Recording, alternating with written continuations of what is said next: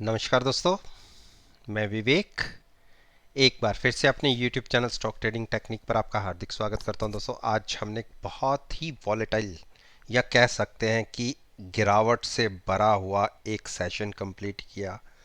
हाँ, जाते जाते एक शार्प रिकवरी देखने को मिली और जितनी गिरावट थी उस सब को कवर करते हुए हम पॉजिटिव साइड पर, चाहे 3 से 4 पॉइंट निफ्टी में ही हमने ऊपर की तरफ क्लोजिंग दी, लेकिन पॉजिटिव क्लोज हुए।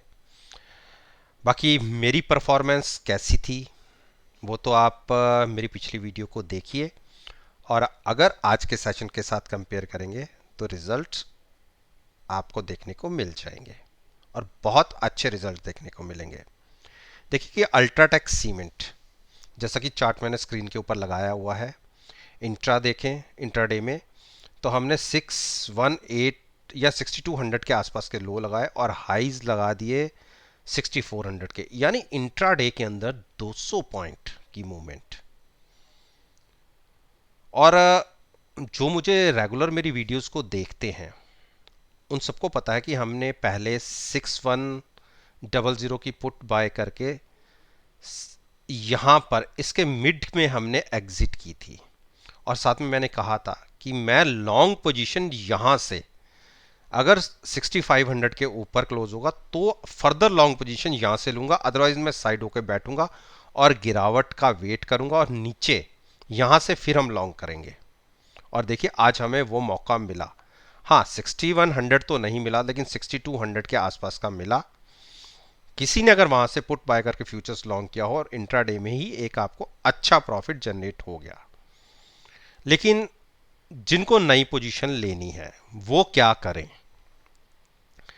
देखिए, जब हम यहां से ऊपर जाते हैं तो देखिए यहां से हम क्रॉस नहीं कर पा रहे, तो आपको मैं कह दूं कि पुट के साथ लॉन्ग चले जाओ। फायदा क्या होगा? ऊपर नहीं जा पाए तो हमारा पुट का प्रीमियम खत्म हो जाएगा, प्रॉफिट तो कुछ नहीं होगा। और ये मैं स्ट्रेटजी लेने से मना कर रहा हूं। हाँ, मैं साथ में ये भी कहता हूं कि अगर 6500 क्रॉस होगा तो हम लॉन्ग में चले जाएंगे, क्योंकि ये सारे बैरियर्स क्रॉस हो जाएंगे।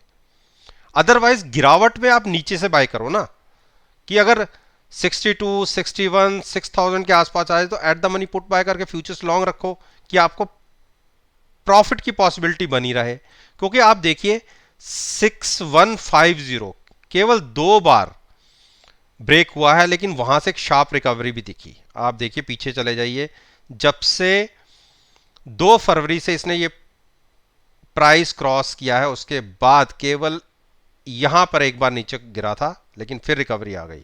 तो डिप पर बाइंग करने की सलाह कर रहा हूं। हाँ, शॉर्ट करने को मैं बिल्कुल मना करता हूं। तो स्ट्रेटजी वही रहेगी जो मैं आपको बता चुका हूं। डिप पर बाय कीजिए, साथ में हैजिंग इन्वॉल्व रखिए। मैं कॉल को बाय करने की बात कभी नहीं करता, मैं हेज करने के लिए केवल ऑप्शन बाय करने की बात करता हूं, और ट्रेड मैं हमेशा फ्यूचर्स में लेने के लिए कहता हूं। आईओसी आईओसी ने एक कोशिश जरूर की कल के दिन में। कल हम तो खैर इतनी बड़ी मूव के बाद इसमें तो नहीं, दूसरे एचपीसीएल में हमने एग्जिट ली थी। हाँ, इसमें से तो नहीं ली थी, लेकिन मेरा मानना है कि हम इसमें 90 की पुट से बाय करके फ्यूचर्स को लॉन्ग करके बैठे हुए हैं।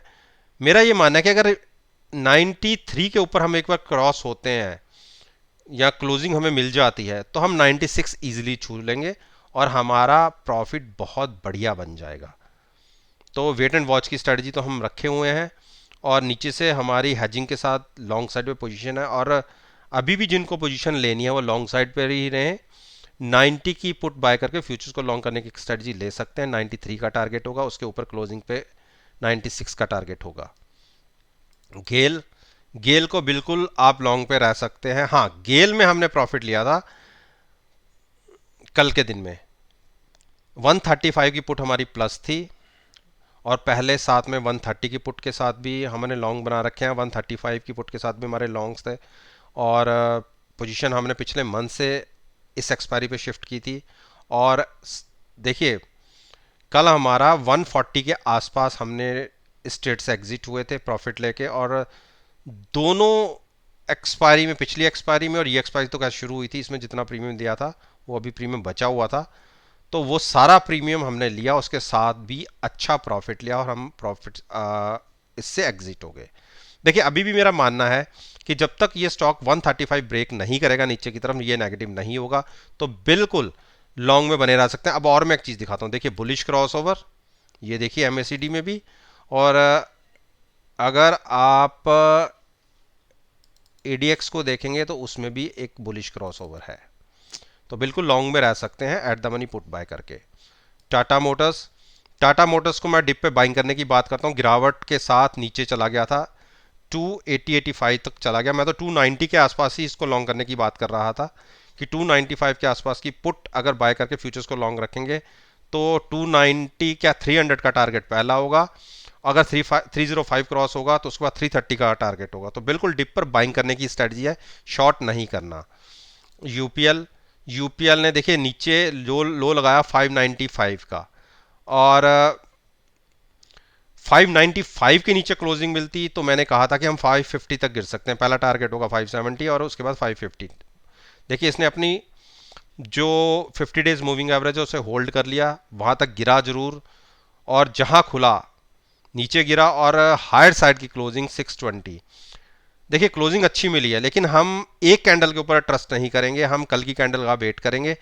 कल अगर फिर से 620 के ऊपर क्लोजिंग मिलती है तो बिल्कुल लॉन्ग करेंगे, 620 की at the money put buy करके फ्यूचर्स लॉन्ग तब करेंगे, कल की क्लोजिंग देखने के बाद एक कैंडल का और वेट करेंगे। हीरो मोटोकॉप, हीरो मोटोकॉप ने कोशिश करी, 2850 के हाइज लगाए, लेकिन एक बेयरिश हैमर क्रिएट हुआ है। ये एक चिंता की बात है कि बेयरिश कैंडल हैमर क्यों क्रिएट हुआ। देखिए पिछले 4 दिन से अगर लोज देखेंगे तो नए लोज बन रहे हैं, और जबकि हमारी यहीं के आसपास की एक पुट बाय करके हमने फ्यूचर्स लॉन्ग किया था 2800 के आसपास, जो हमने यहां पर एग्जिट करा था। उसके बाद हमने वेट एंड वॉच की एक स्ट्रेटजी रखी थी, और अब हम एक बार फिर कोशिश कर सकते हैं कि क्लोजिंग अच्छी नीचे की तरफ आ गई है, भाई गिरावट यहां से और भी देखी जा सकती है, लेकिन बॉटम किसी ने आज तक नहीं पकड़ पाया, तो कहीं तो बाइंग करनी है। तो आप देखिए अगर हीरो होंडा का अगर हम हाई देखें तो 3500 के आसपास का है, और वहां से ये स्टॉक तकरीबन तकरीबन 35 भी क्यों, आप इसका हाई देखिए तकरीबन 3700 के आसपास, वहां से 900 पॉइंट्स नीचे आपको मिल रहा है। तो अगर आपका होराइजन लंबा है 1 2 3 महीने का, तो बिल्कुल ऐड करिए। फ्यूचर्स में अगर ट्रेड लेना चाहते हैं, क्योंकि क्वांटिटी ज़्यादा होती है, तो आप अपनी पोजीशन को हेज करके 2750 की पुट को बाय करके फ्यूचर्स को लॉन्ग करने की स्ट्रेटजी ले सकते हैं। टारगेट 2850 का होगा, डिप पर बाइंग करने की ही रखिए स्ट्रेटजी, इतनी गिरावट में मैं शॉर्ट करने की बात नहीं करूंगा। टाइटन, देखिए टाइटन में बहुत बड़ी गिरावट आई है, और इसकी उम्मीद मैंने भी नहीं की थी, और मैंने ये जरूर कहा था जब ये कैंडल फॉर्मेशन हुई थी ये वाली, उसके बाद तो हम ऊपर चले गए, और ये कैंडल जब फॉर्मेशन हुई थी तो मैंने कहा था कि ज़्यादा से ज़्यादा ये 1430 तक गिर सकता है, आज की क्लोजिंग उससे भी नीचे है, तो ये थोड़ी चिंता की बात है। अब 1400 के टारगेट दिखते हैं, लेकिन मैं शॉर्ट करने की एडवाइस नहीं करूंगा, मैं डिप पर बाइंग करने की बात करूंगा। लेकिन जैसी गिरावट आज देखने को मिली है, थोड़ा वेट कर लें जिन्होंने नई पोजीशन लेनी है। लेकिन हमारी पोजीशन तो आप देखिए यहां से थी, हमने तो 1500 की पुट के साथ भी फ्यूचर्स को लॉन्ग किया हुआ था, तो आप पुट में देखिए अच्छा प्रॉफिट आ रहा है, लेकिन हाँ फ्यूचर्स में थोड़ा सा एक्स्ट्रा आ रहा होगा नुकसान, तो पोजीशन है, इसलिए हमें ज़्यादा चिंता की बात नहीं है। एक काम करेंगे, अगर गिरावट और बढ़ती है हम अपनी पोजीशन को 1400 की पुट पे शिफ्ट करेंगे, और ऊपर वाली पुट का सारा प्रॉफिट लेके अपने प्रॉफिट को लॉक करेंगे, और अपनी पोजीशन को as it is long side पर कंटिन्यू रखेंगे। यानी पहले आप नीचे से प्रॉफिट लोगे नीचे गिरने पे, बाद में फिर ऊपर चढ़ने पे प्रॉफिट लोगे, ये एक स्ट्रेटजी रहेगी। और हां, जिन्होंने नई पोजीशन लेनी है, गिरावट बढ़ रही है, पोजीशन अगर हैजिंग के साथ लोगे तो ही ज़्यादा अच्छा रहेगा, लेकिन फिर भी अगर लॉन्ग साइड पर जाना चाहते हो, नए ट्रेड जिन्होंने लेना है, एक बार कल की ओपनिंग का वेट कर ले, अगर गिरावट बढ़ती है तो नीचे जाके आप हेजिंग के साथ लॉन्ग कर सकते हैं। और देखिए आरएसआई भी 37 के आसपास आ गई है, और अगर गिरावट बढ़ेगी तो ये 30 के आसपास आ जाएगी। वो पॉइंट बाइंग साइड पर ही बैठने का होता है जब आरएसआई इतनी डाउन चली जाती है। टीसीएस टीसीएस ने नीचे के लेवल से एक रिकवरी दिखाई है, लेकिन बाइंग अभी नहीं करनी। हाँ, जिन्होंने होराइजन जिनका 2 महीने के आसपास या 1 महीने का कम से कम है, वो यहाँ पे लॉन्ग कर सकता है। At the money put buy करके फीचर्स को लॉन्ग कर सकता है। टारगेट होगा 3100 का। और जो ट्रेडर्स हैं, ट्रेडर्स के लिए तो शॉर्ट ही बनती है, क्योंकि सभी मूविंग एवरेजेस के नीचे स्टॉक ट्रेड कर रहा है, क्योंकि उन्हें मोमेंटम के साथ ट्रेड लेना होता है। और इस टाइम स्टॉक में गिरावट देखी जा रही है, तो कल अगर फिर गिरावट के साथ खुलता है तो हाफ एंड आवर देख के शॉर्ट बनाई जा सकती है। लेकिन कॉल साथ में जरूर खरीदिएगा अपनी पोजीशन को हेज रखने के लिए, कि आपको पता हो कि आपका मैक्सिमम लॉस कितना हो सकता है। और मेरी जो भी स्ट्रैटेजी होती है उसमें मेरा मिनिमम लॉस और मैक्सिमम रिवॉर्ड की स्ट्रैटेजी के साथ मैं ट्रेड करता हूं।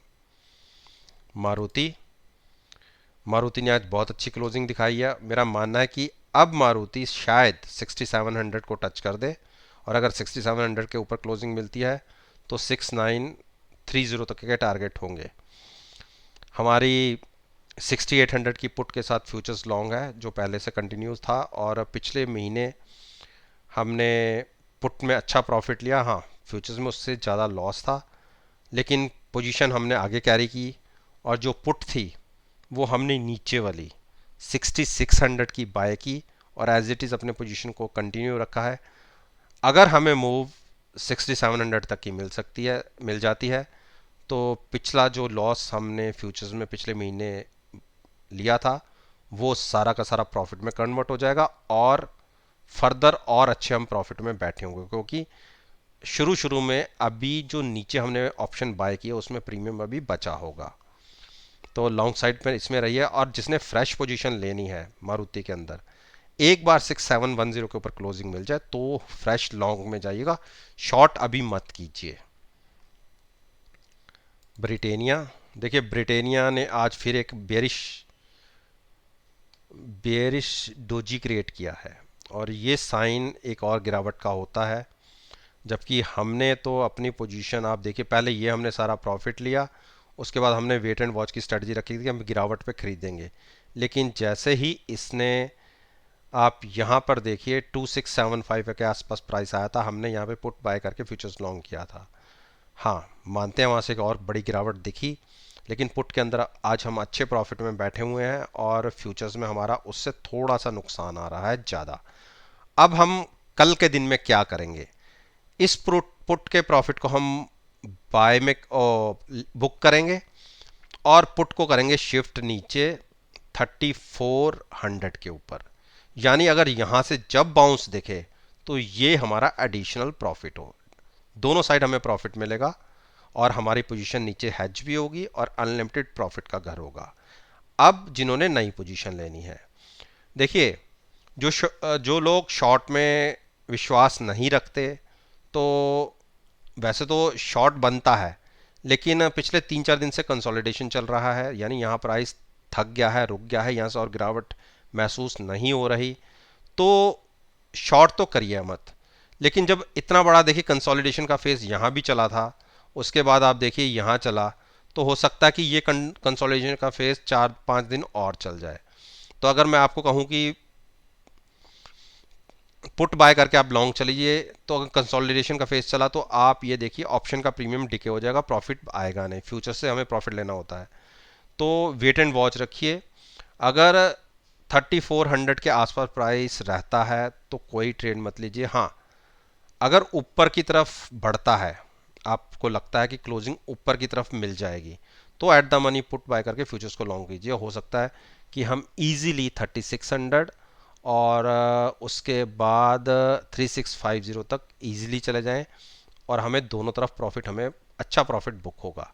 पहले हम यहाँ से अपना प्रॉफिट बुक करेंगे, फिर हम फ्यूचर से अपना प्रॉफिट लेंगे, तो एक अच्छा ट्रेड देखने को मिल सकता है। लेकिन जिनमें पेशेंस है वही इसमें एंट्री लें, अदरवाइज इंट्राडे में अगर सोचेंगे तो प्रॉफिट नहीं बन पाएगा, थोड़ा सा वेट भी करना पड़ता है कई बार अपने ट्रेड के अंदर। तो जिन्होंने एग्रेसिव होके 2-3 महीने के नज़रिए के साथ ट्रेड लेना चाहते तो वो बिल्कुल यहाँ से ही लॉन्ग में रह सकते हैं, डिप पर आपको मिलेगा। लेकिन ट्रेडर्स के लिए मैं बाइंग साइड अवॉइड करूंगा और शॉर्ट के लिए मैं बोलूंगा नहीं। तो दोस्तों, ये मैंने निफ्टी इंडेक्स में जो बहुत अच्छे स्टॉक्स हैं और जो निफ्टी के अंदर बहुत अच्छी वेटेज रखते हैं, उन स्टॉक्स के ऊपर मैंने अपना ओपिनियन आपके साथ शेयर किया है। और मेरा मानना है कि अगर मेरी इस वीडियो को आप 4 मई के सेशन के साथ एनालाइज करेंगे, यकीन मानिएगा आपको बहुत अच्छे पॉजिटिव रिजल्ट्स देखने को मिलेंगे। वीडियो अच्छी लगी हो तो लाइक जरूर कीजिएगा, शेयर कीजिए और मेरे यूट्यूब चैनल को सब्सक्राइब करना मत भूलिएगा। इस बात के साथ मैं आपसे विदा लेता हूं और एक नई